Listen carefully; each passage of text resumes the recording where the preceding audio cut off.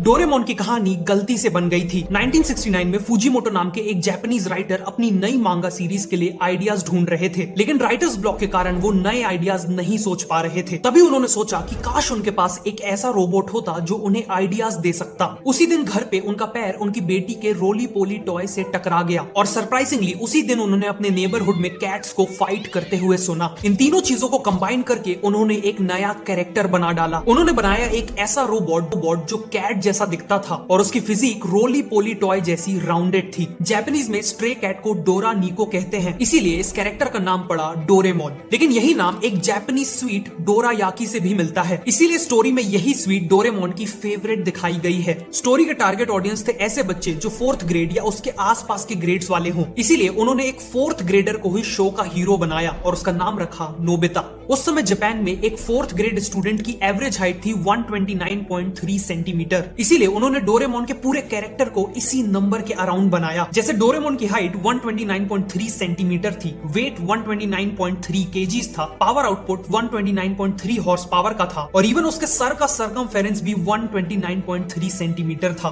Finally Doraemon के gadgets बनाने के लिए फुजीमोटो ने कॉमन लोगों की प्रॉब्लम्स और सिचुएशंस को ऑब्जर्व किया और फिर ऐसे फ्यूचरिस्टिक गैजेट्स इमेजिन किए जो इन्हीं प्रॉब्लम्स को सॉल्व कर सकते हैं, और ऐसे ही तैयार हुई कहानी डोरेमोन की।